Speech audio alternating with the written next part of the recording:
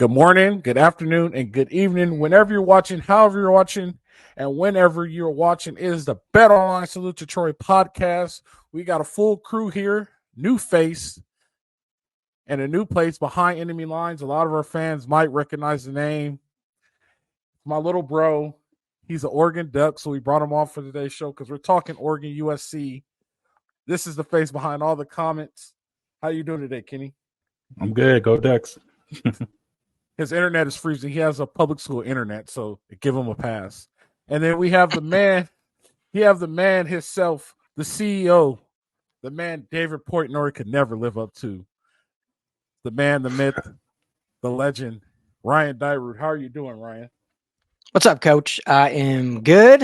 Excited about this game. Maybe we'll see a new look defense. Maybe we'll see 3 stops this game instead of just 2 from last game. I don't know, but yeah, excited to be here, chatting SC. Got you. So let's jump right into things. Let's talk about the interview today. I know Thursday's a one-on-one Zoom interview, so let's get into our Stone Brewery coaches report. What happened today in today's Zoom interview? Yeah, it was a quicker interview than the last few weeks. I was in the line to ask my question and unfortunately didn't get it in. But I think the notable things were Marshawn Lloyd is on track to play this Saturday. Had a good week of practice, back from his injury. So, whether that the offense didn't seem to miss him last week in terms of points and moving the ball, but hey, every little bit helps. So Marshawn Lloyd on track to play.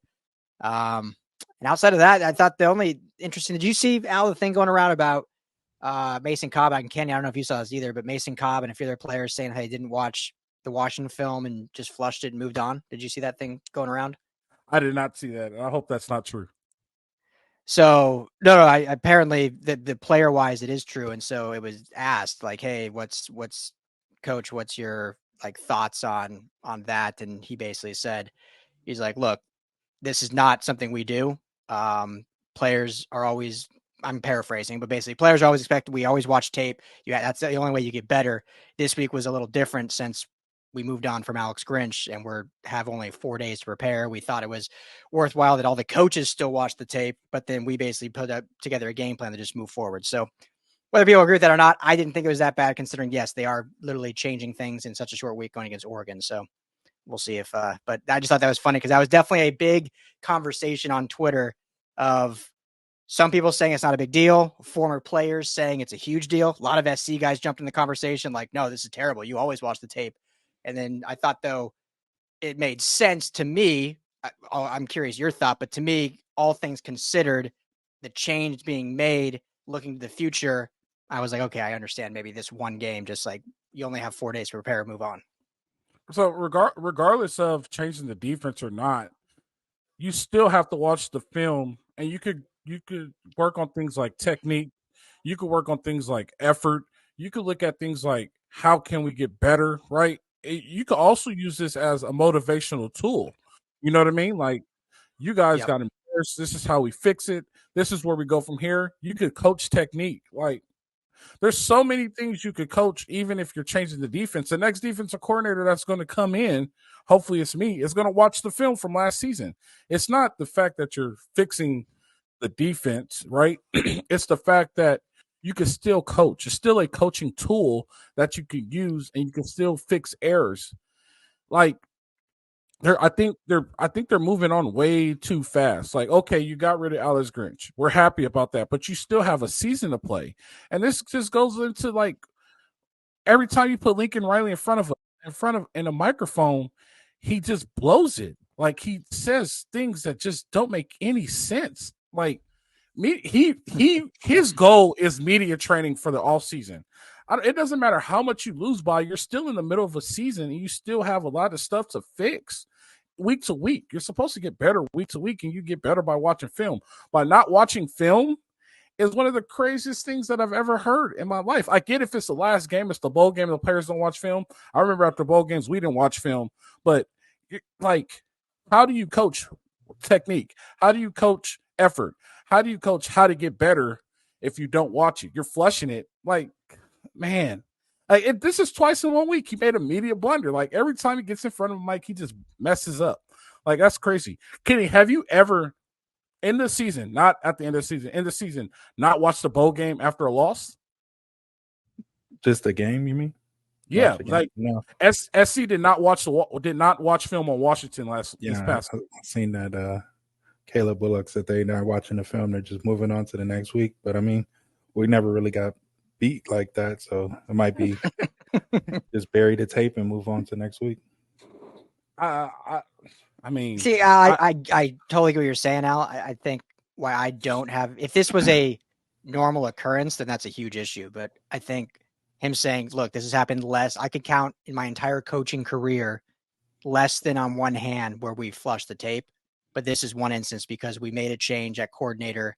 We have such a short turnaround to play a great Oregon team. We played so bad that we didn't see worthwhile to rehash that. We wanted to just move forward. If that was a trend, it's terrible. For this 1 week, I give it a pass because I'm like, you know what? Yeah, I don't think you're going to get anything good out of that game because just do everything the opposite. It might be a trend because you remember Utah ran that play and he said, "Oh, it's a once in a lifetime play. We never saw it before," and they ran it the week prior. Like, so that's what worries me about. Yeah, so like, I don't know. Maybe it is a trend. Maybe it isn't a trend. But that's crazy. Is there anything else that happened on the report besides the film? Like, did they mention changing the defense? Did they mention like how the players are about the coaching change? Where do they go from here? I know there was a defensive coordinator question. We know he doesn't know yet, but just are they just general statement about the defensive change? Yeah, just he went into kind of the decision to choose, Coach Nua and Odom as co-DCs and just thought that was gave you your coaches speak, that was the best path forward. And obviously when you make a change, I know we're not mid-season, but in season, you have to distribute work a lot because obviously you're taking a huge piece in a coordinator and now putting all those responsibilities. So instead of putting that on one person in season, that was better to put it on two and be able to distribute. And obviously other guys would pick up the slack elsewhere. The only other thing kind of interesting was, was asked about SC clearly in the Pac-12 and even going into the Big Ten, the biggest rival in recruiting for SC and SoCal is Oregon. I mean, it's been noted Oregon has taken a lot of SoCal kids, most notably your brother, Kenny, Long Beach Poly, decided to go to Oregon. And so that's kind of a conversation. So it was asked like, hey, how important is this game on the recruiting path? So he just kind of talked about that and said, look, we're not minimizing it. It's definitely important. You got to look big picture. It's hard to say comes down to one game, but definitely, kids watch this game and it's important when you're your own backyard and you want to go and put a good showing out. So that was kind of the gist of it was like 15 minutes long. So I think that was the gist. I got a few articles up on lafbnetwork.com if anyone wants the full transcripts so you can see everything that was said.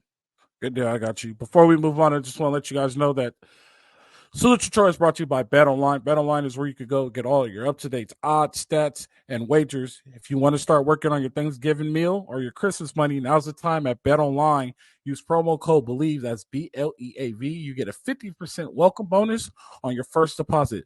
That's betonline.ag, BetOnline, where the game starts. So we're going in New DC to play Oregon. We're playing Oregon in Autzen. My career at SC, we never won in Oregon. And when I say never won in Oregon, that's including Corvallis and Eugene. There was kind of like Oregon, like we never won in Oregon, right? Kenny, have you guys ever when you were in Oregon, did you ever beat SC? I mean, lose to SC. Yeah, once. We lost to them once. They lost to SC once. So Oregon has been, I will say this, the state of Oregon in general has been kind of a kryptonite to USC. I don't know what it is about the state and the schools when they play them, but so they're coming in, one loss to Washington. Oregon might be top to bottom the best team in the Pac-12 roster-wise, right? And if you look at Jamal's points, right, Jamal always goes over his points. They have if you're able to have a good quarterback, run the ball, be able to run the ball on third and short, and be able to get to the passer, you're going to have an issue. Oregon checks all those. Well, hold on. Oregon checks 2 of the 3 boxes, right? So they can run the ball, right? Bucky Irvin, excellent running back, no doubt. They could get to the passer. Bo Nix is the one question mark that I do have, right? I don't think Bo Nix is a gamer. And when I say a gamer, I don't think he can show up when it matters. And that's been his kryptonite the whole season, right? Playing well. He's playing well. I'm not going to take that from him. And a lot of people blame the Washington loss on Dan Lanning. But when you look at all of Bo Nix's big games, he has more losses than wins, right? And if you count Washington, he lost against Washington. So I don't think big quarterback play will be an issue. I do think an issue is going to be they might have the ability to run the ball down SC's throat. We don't know what scheme they're going to come with, but Becky Irvin's really good at running the ball. Trez Washington, I believe his name is, very good receiver. So SC's defense has their hands full. Let's shoot to Kenny. Let's see what he has to say I about think you meant Troy Franklin. Troy Franklin. So who's Trez? I'm not sure. It might be another one of the receivers that they have. But Bo Nix's first big game was against Oregon, and they beat Oregon. Okay, he was at Auburn. That's when he was at Auburn. That was 13 years ago. What do you, career. Yeah, when Justin Herbert was still in college, right? That seems so long ago. What do you always tell me? What has SC done lately? What have you done for me lately, Bo? Yeah, like you said, Bucky Irvin and the run game it should be going. Only thing is we don't know what kind of defense you guys will be running, and once they adjust to that, I think it'll be going. It's not just your scheme. I don't think you guys have that very good players on defense. Also, I try to tell you that all the time, but I think that's the bigger issue there. But we should be able to run and pass the ball whenever we want to, and then on defense, it'd probably be a struggle early to stop Caleb, and then eventually they'll start getting to him. He holds the ball too long, and I was watching something the other day from the All-22. The offense isn't very sound. They run some weird plays over there on SC with Lincoln Riley. Like what? Give me an example. There's a few plays there where the receivers are blocking, they're running screens. Caleb is holding the ball. He takes sacks. There was a running back screen. The running back is blocking on a running back screen, and receivers are just running in circles, not really running routes. There's some weird stuff that Lincoln Riley wants. Do you think, Ryan? Do you think I'll ask this question off to piggyback off that one? Do you think that's because Caleb scrambles a lot often and they're just playing scramble drill, or do you think it's kind of shaky on Lincoln Riley's offense?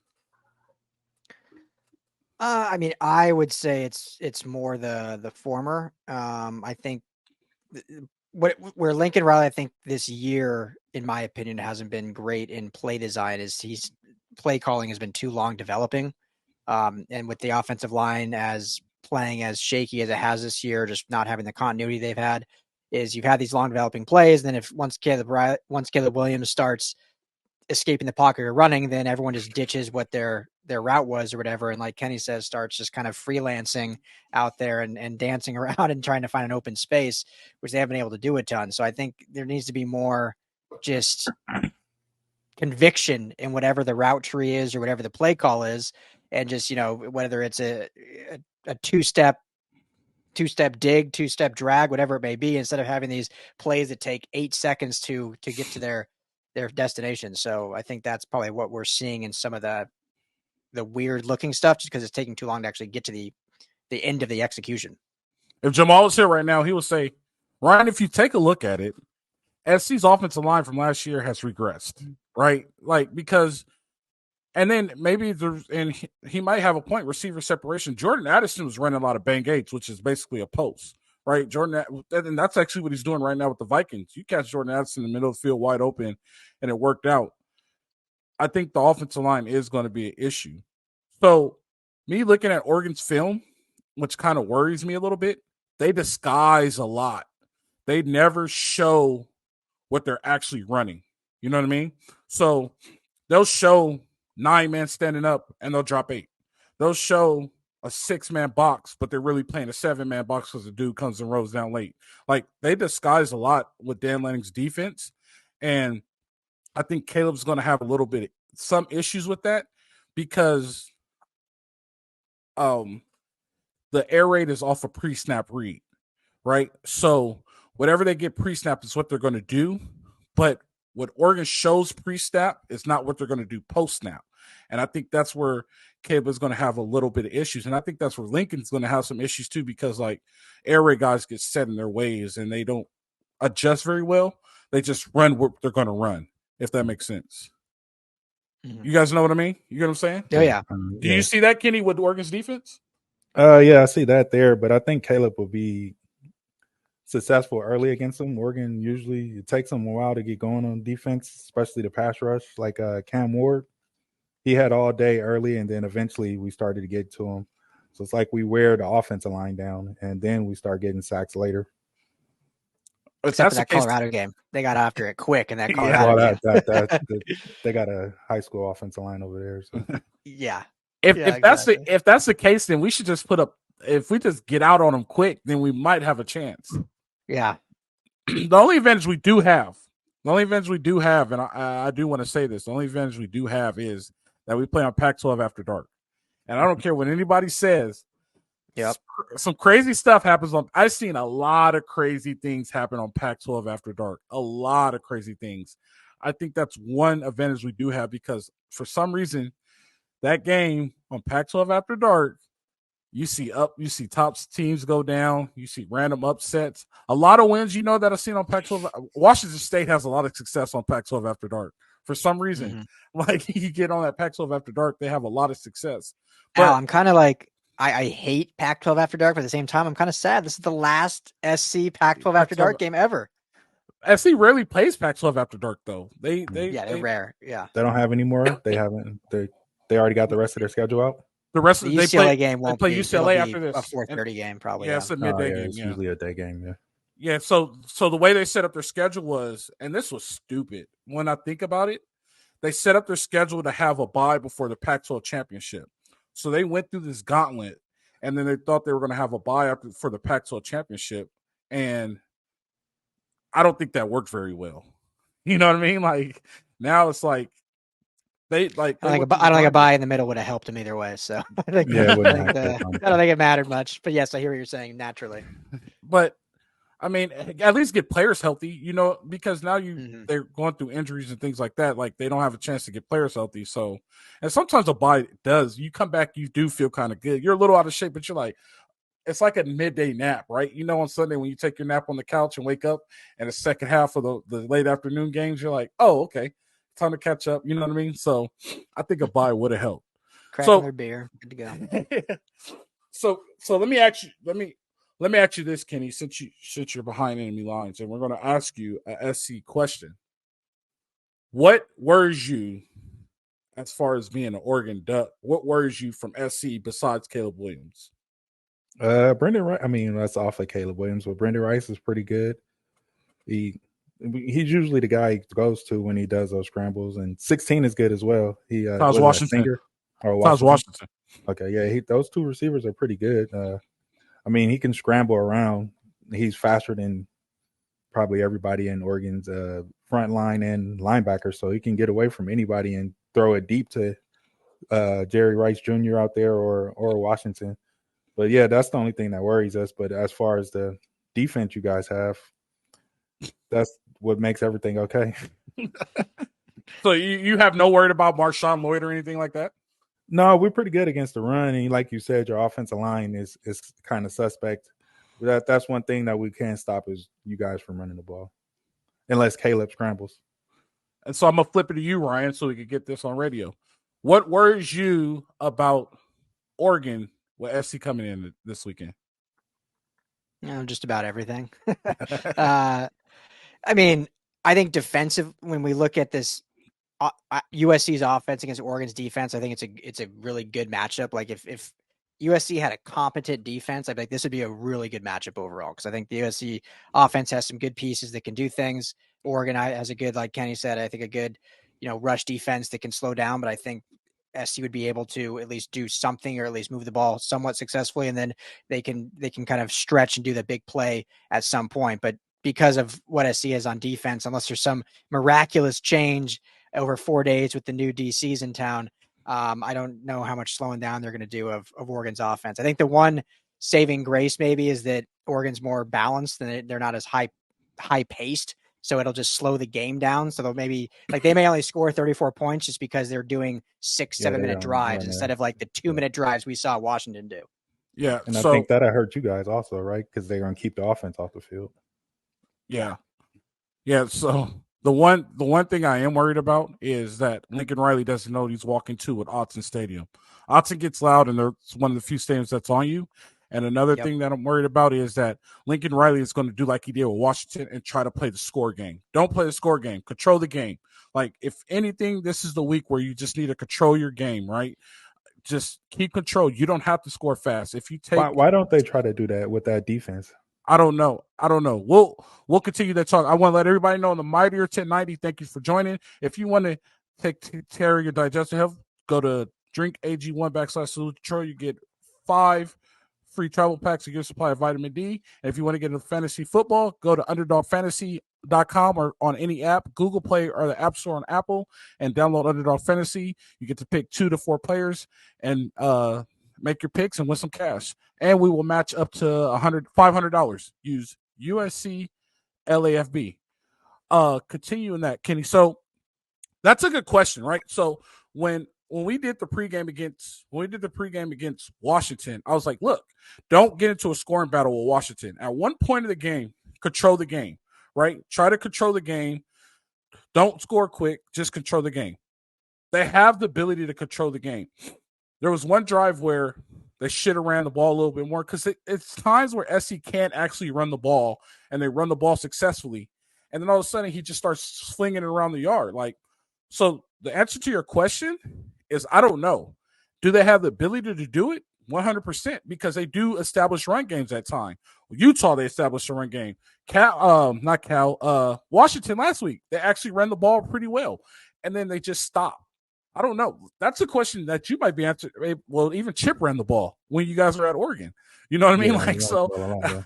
I don't understand why he doesn't do that. But this is a week for sure where Lincoln Riley has to be able to control the game.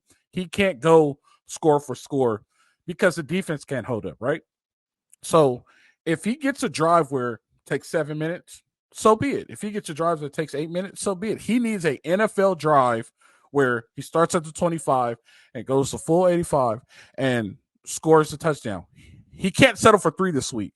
So it's going to be times where he might have to go for it on 4th down because settling for 3 can end up losing you the game. You know what I mean? This is a week where he settles for 3 and it end up being 7. You guys get what I'm saying? You know what I mean, Ryan? Oh, yeah. Yeah, I mean, that's every week. I don't think this week is any different. But this week obviously is more juxtaposed because of how good Oregon is. But yeah, I think it's a great point because on the other side, Oregon's going to really control the clock and that's their name of the game and be methodical and kind of wear you to sleep where they can get the big play, but they're much more balanced in that sense. So you don't want to go tit for tat like it was last week where it was Washington scores in a minute 30, then SC scores in 45 seconds, then Washington scores in a minute 15, then SC score. You want to be methodical, go down the field, and especially if we get one of those, call it lucky, call it timely, call it whatever you want, where Oregon drives down the field, takes 6-7 minutes, and then maybe commits a turnover. Well, then SC needs to do the same thing and go methodical and not just score quickly and give it right back to them where they can take all the momentum back. So, yeah, it's going to be a huge part of this game, I think, controlling the clock. I will tell you this. The defense has become that opportunistic defense that they were last year. You know what I mean? At least we're starting to see that a little bit. They're creating turnovers. They're getting plays where we need them to get a big play as far as turnover-wise. And so the thing is, Oregon doesn't turn the ball over that much, right? I think they have 2 or 3. So, Oregon doesn't – here's the problem. Oregon doesn't turn the ball over that much, and their offensive line is pretty good. I'm not going to take anything from their offensive line. So how do you get pressure on Bo Nix to get him flustered? Because I'm not sold on Bo Nix, right? And then when you really look around, draft stock wise, Bo Nix isn't a top 10 quarterback. He's a 3rd round guy you save money on. If he makes it, more power to you, but I'm not going to give him 1st round money. The question you see those guys mocking Bo Nix to the Rams at 6th? Really? Yeah, I saw that. No thanks. But no, how How do you get pressure on Bo Nix to make Bo Nix flustered? Because Bo Nix flustered creates turnovers, but Oregon's not turning the ball over right now. You know what I mean? So you either need listen. This is old school right here. 4 stops, right, or a turnover. You know what I mean? How do you get to those 4 stops?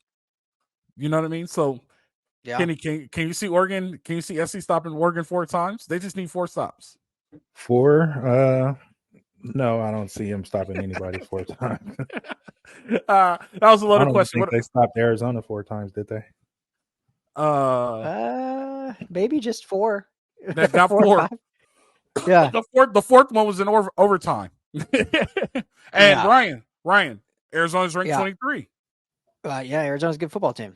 I told you they're gonna make it to 25. Oh yeah. Here's what I'm curious, Al, and one of the biggest frustrations on defense, I mean, everything has been, but one of the bigs that we've talked a lot, fans talk a lot, is personnel usage, specifically within the linebacker room. So I'm really curious now if we'll see if that was purely a Grinch decision, if that was, I mean, Odom does the inside backers. He's the inside backer coach. So whether that was him and his position group's decision, because I wonder if we'll see, like, we all agree it should be Mason Cobb and Eric Gentry 90% of the time. And when they need blows, sure, throw Tackett Curtis in there, show Rayshawn Davis in there, throw Jaylin in there. But the 2 main guys that it should be is Cobb and Gentry. So I'm curious this week if we'll see that, or if we'll still see this big rotation continually, or if that was purely a Grinch thing. So I never understood that. And to explain it to Kenny, they rotated their linebackers like receivers. So like they had like different linebackers in every series. You know what I mean? Or like they rotated them like defensive. The linebackers rotated more than the D line. So you know how we did that. We did that at Oregon too. With the linebackers too? With everybody. Well, I guess it's the Oregon. I mean, but it worked with Oregon, I guess. It's not working. So I get it too. Sorry to cut you off. Like, I get it to an extent, but what's hard with the SC backers is, like, it's so obvious that Shane Lee is like a run stopping backer. Like, it's so obvious. Like, he's really good against the run. He's not good against the pass. So like, it's so hinges you if like as an offense that maybe watches film, like they know if Shane Lee's out there, we're throwing the football. We're throwing the football. And then like Eric Gentry, who overall I think is good enough to be starting, as I just said, but he is much better against the pass than he is lining up at the line of scrimmage against the run. So it's like they've almost pigeonholed themselves based on just who they have, that the offense can just be like, okay, based on who you're packaging, we can do kind of whatever we want because we know what their strengths are. Yeah, and so it's fixable because then that's when you start playing with them in second and medium, right? You put Shane Lee in or you put Gentry in. You know what I'm saying? Because Gentry could play in the run, right? Because Mason Cobb's more the mic. The problem is you're taking Mason Cobb off the field, you know, or you're putting Mason Cobb and Shane Lee in. You have no success in the past, right? And I'm not Gentry should start. Gentry and Mason Cobb should be the starter. I think it's just because they're not in the box either. You know what I mean? You remember that picture I sent you? And I was like, I'm so happy this is over. Like, they're not really playing in the box. So they're not being put in the best situation possible. I think they need to be put in a best situation possible. And hopefully they change it up a little bit. And you could fix the front. You could change the front on the fly. And, like, you have this responsibility. You have this responsibility. You could change the front on the fly. I just don't know if, like you said, if it's a Barry Odom thing or if it's an Alex Grinch thing. The rotation was too often. Did they do that with Lincoln Riley's other teams, or is it a Lincoln Riley thing? That's what we don't know. We have to go back and look at that. You know what I mean? Yeah. Like, good question. Because I know, so Odom was with Riley in Oklahoma as well. And Odom was responsible for Kenneth Murray being a first-round pick as a backer, who I think was obviously didn't like rotate out all the time. But I don't know the full grasp of how often they did it. They didn't do it as much last year, though, Coach. I don't think, right? Yeah, they didn't have rotating as much last year. They didn't have the depth last year either, though. Yeah, they did not have the depth. Yeah, I mean, it was basically rolling. It was Goforth and Shane Lee, and then Gentry would come in on like pass plays. That was basically it last year. So that is actually a good question. Is it an Oklahoma thing or is it a Alex Grinch thing? That's actually a really good question.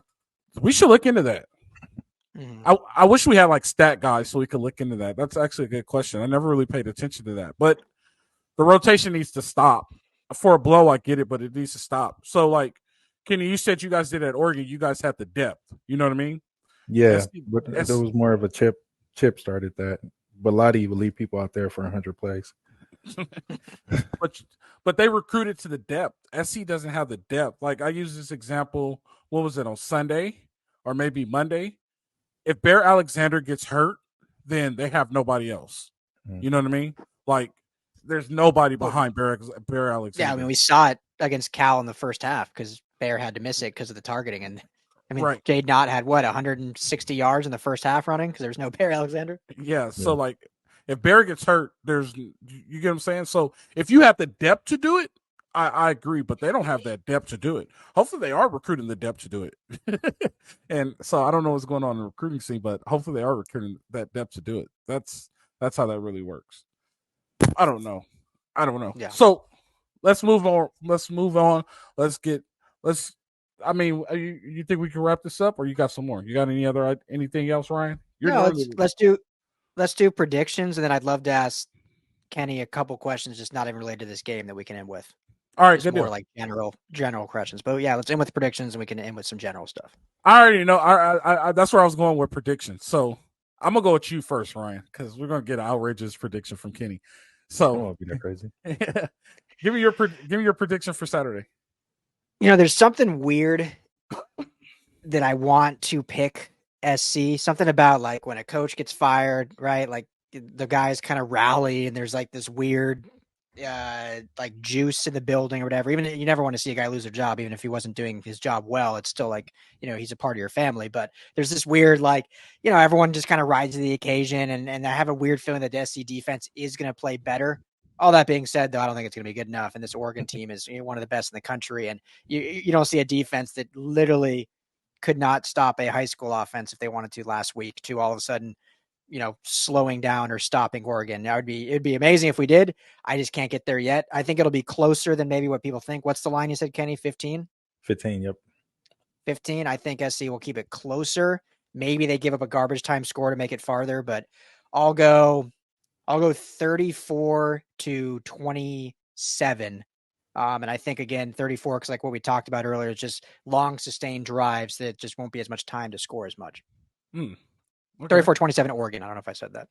First time picking against SC this year. Had to do it. What do you got, Kenny? Like he said, the defense, I don't think they'll come out like he thinks they will.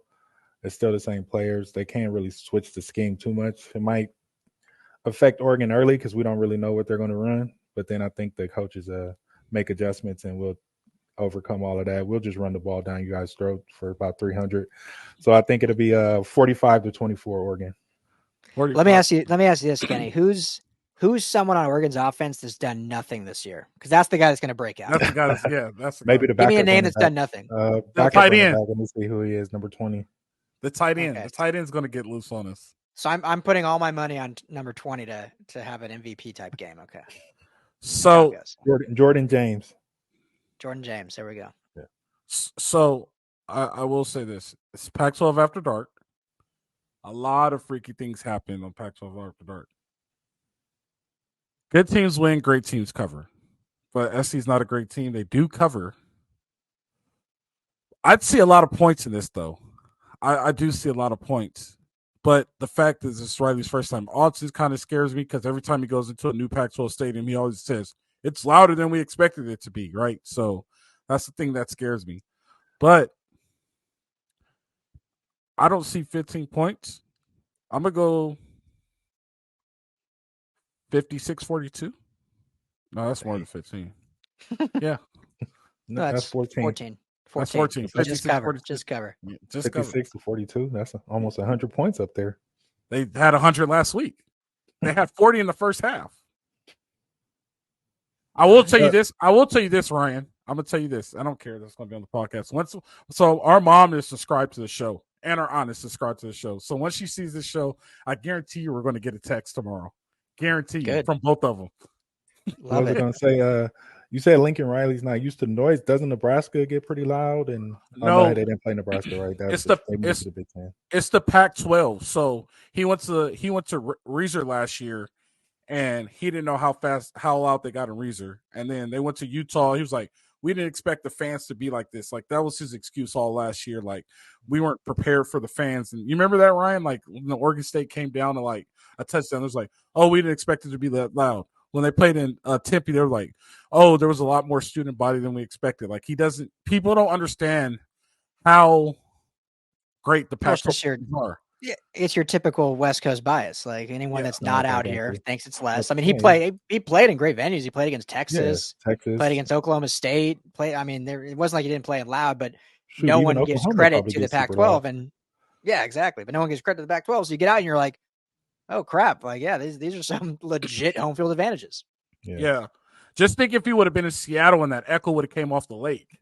Yeah, Seattle gets pretty loud too. Yeah. Yeah, I think everybody. Even Washington State. Yeah, Washington State gets loud. Everybody gets loud. Everybody gets loud except two schools. USC. No, UCLA. UCLA gets loud. Well, not now because UCLA's not getting fans, but UCLA used to get fans, so they used to get loud in the Rose Bowl. Cal and Stanford. Yeah. Everybody else, they get it wrong. Cal was decently loud 2 weeks ago, though, just because they wanted to beat SC so bad. They did. They wanted that. They got it gets that Cal could get loud when they need to. They were ready for the field rush. They were ready to rush the field. Oh yeah. So, no, okay. So we all have Oregon winning. Hopefully it's an entertaining game. I think a lot of fans at this point of the year are just happy Grinch is gone, so they can it's almost like fans are relieved. They can just watch this game, not even expecting much. Just be like, okay, like we got rid of the big problem. Plan for next year. Let's see how we compete. See if we have some fun. So hopefully the Trojans at least come out and look competitive. So, Kenny, I want to just ask you though, like, I've been to Eugene. I've been to Oregon's campus. I went up to the Winter Olympics in Vancouver in 2019, and we stopped in Eugene on the way just to like hang out and check out the campus. But I haven't been there for a game. So for anyone listening, I'm just like, what's it like to be a Duck? What's it like in Eugene? Because obviously it's way different than being down here in LA and being a Trojan. I mean, it's a true college campus. Literally, Al, I got an email from their comms people about credentials. And basically the email said, if you're staying in the Eugene area, let us know what hotel you're at and we'll come bring your credentials to you. I'm like, that's not happening in LA. Like, they're not bringing your credentials to a hotel you're staying at. So that just shows that it's a small town. Yeah, everything's about 10 to 15 minutes away. So you said, everything is pretty close together, which makes it cool. Like you said, it's a small college town. Everything runs. Oregon pretty much is the biggest employer out there. So everything is Oregon sports, Oregon football, University of Oregon is pretty much everything out there. And it's a smaller town, way different from here. And it's pretty cool when you go there. Right now, all the leaves are turning orange and yellow and green. I mean, different colors. So it's a way different feel than LA. What was it like being like an LA kid going to Long Beach Poly and then going to this like small town? Was it like culture shock, or was it it was fine? You were having fun playing ball? Yeah, it was fine. It's not really culture shock because you're with about 40 other people who are from LA as well. Like you said earlier, a lot of people from LA go up there. And then a lot of people from school also come from here in the Bay Area too. There's a huge population of the Bay Area that goes there. Yeah, that's true. I mean, yeah, there's just by sheer population, you got to recruit California. I think Oregon has like 4 million people total in the whole state. So you're kind of forced to go down to where the 33 million people are to recruit. Yeah. And then my last question, and Al, if you want to bring, but I was just curious, you played for Chip. He's obviously here in LA. USC this is looking too far ahead, but Victory Bell game is just next week. So I was curious what it's like playing for Chip Kelly. I know he's not known as a huge quote unquote players coach, but obviously an offensive guy. And just what was it like playing for him? He's more of a players coach than people give him credit for. He changed a lot of stuff from Bellotti to him. He's more of a new school coach, players coach. Playing for Chip was a pretty cool, interesting. Like you said, he just deals with the offense. Every now and then he'll come talk to people on the defense, but It's pretty good. He revolutionized college football. Everybody runs the same offense now. They run an up-tempo offense. And then so it was a good experience playing for him. Do you think he still should be at UCLA, or should UCLA move on? We'll see. What they got a pretty good. Are they still ranked? Or are they not ranked after last They're week? not ranked. How many Yeah, losses they did I fell have? out. 3 or 4? 3. No, Three, yeah, but he all should still be Pac-12 there. losses. I mean, that I thought Dante Moore was going to be better. He was supposed to come to Oregon, but I thought he would be better. But yeah, no, they should keep him. I thought he should have went to Florida though when he had that opportunity. I forgot about that. Yeah, that'd have been interesting. I will say that I will say this about we'll cross over to the other side of town. I will say this about Chip and any UCLA fans listening. UCLA had to make a decision. They had to decide, are they going to be a basketball school or a football school? Financially, they had to make that decision. They went with the easier choice and they decided to become a basketball school. They've been in the Final Four or the Elite Eight the past 4 or 5 years. They have a great basketball program. The fact that UCLA is very competitive in football, and competitive is not 3 losses. You know, they might go 2 losses sometimes, but as long as Chip continues to get 10, 9, 8 wins and make a bowl game and they're fighting on the field and they're putting out a decent product, that is the best person there for your program. There's nobody else you could bring that's going to do better than what Chip did. People don't understand the obstacles that they have at UCLA. The special admits, basketball gets them. The financial woes that they have at UCLA. People, they just ignore that UCLA almost was bankrupt. They also forget that SC is kind of fronting some cash for them to go to the Big Ten. Like, there's a lot of things going on, and you guys want to get rid of the best person for your program. Like, that part I don't understand. Chip is the best guy for the job. You're not going to get anything better. So you could hot seat him all you want, but in reality, who are you going to bring in? National championship is not the goal for the program at UCLA. A competitive, good product on the field is the goal at UCLA. You know what I mean? So Chip is doing great. I don't have any. Yeah. I think the Chip is I doing just great. checked their. They got 3 losses. They're 6-3. They play Arizona State this week, so they'll win that. Then they'll win next week against that other team, and then they play Cal their last game. So that's 9 wins. Yeah, it was going to be a 9-win football program. So that's excellent. Yeah, which would be I think is most. We got one more special guest, Ryan, and 10 if they get the bowl game. Yeah, 10, which would tie program most. Yo, about time. So what up? I want to know Oregon plays USC this weekend. Who's going to win, Oregon or USC? Oregon. All right, go to bed. No hesitation. No hesitation. So, well, I got my questions out, so we can wrap this thing up and see how our Trojans do. Hey, so let's do this. Kenny, you available at 9 a.m. on Sunday? Yeah, I'll be there. I can be available. All right, you want to do Victory Sunday with us? It'll be if you want to. Yeah, Ryan, you good with it, or do you need to think about that? No, I don't care. Do whatever you want. We can do whatever we want. We'll have you back for Victory Bell Sunday. Hopefully it won't be too bad. And hopefully it will be. The problem, here's the problem, Ryan. The problem is that I'll have to deal with it on Saturday, Victory Sunday, and then I have to deal with it again on Thanksgiving. So I might as well just get it all out now. So get it all in you once. can act like you fell asleep since it's a late game. You said what? You can act like you fell asleep since it's a late game. That's true. Yeah. That's true. There you go. 7:30 start. Yeah. I have a commitment to my fans. Nice. You are committed. Just do the old school, read the newspaper in the box score and talk about that. There you go. You can be like SC and just not watch the film. You're good. Yeah, that's true too. Definitely. Kenny, I appreciate you, man. Ryan, I always appreciate you. Fans, we have reached a milestone on Salute to Troy podcast. A great milestone. You want to announce it, Ryan, or do you want me to do it? No, you do it. 4,000 subscribers. We appreciate you guys 100%. We could not do this without you guys, and we say this all the time. We're on this for you, and you guys keep subscribing. We got to 4,000 to go to get to 5,000, 5,000 to 1 million. That's the whole goal. So we don't have to do it. We could be in the studio in the LAFB lounge, hanging out, doing this, getting you guys better quality. But it all starts with you guys. We start here first. We appreciate you. We thank you guys for the 4,000 subscribes. Now go tell 2 friends and tell those 2 friends to tell 2 friends and keep subscribing.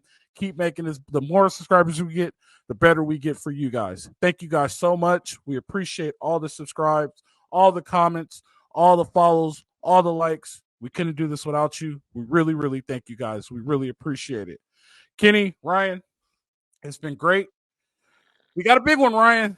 We got a big one in front of us. But as it goes, David did beat Goliath. So hopefully the Victory Sunday will be great. Once again, if you want to take care of your digestive health, go to AG1. That's drinkag1.com/Salute to Troy. You get 5 free travel packs of your supply of vitamin D. And if you want to do Underdog, go ahead, Ryan. You read it way better than me. Tell them about Underdog. UnderdogFantasy.com or use Underdog Fantasy app on the App Store, Google Play. Use our promo code USCLAFB, all one word, USCLAFB. You get a match bonus up to $100. Play the pick'em, win some money, have some fun. And kids, if you're out there in the recruiting, you listen to this. If you want to underachieve and want to wear pretty uniforms, go to Oregon. If you want to be a part of a great tradition and have a bunch of money when you grow up, go to SC. And not play defense. That's how it goes. Thank you guys. Hey, you know how it goes. Live free, fight on.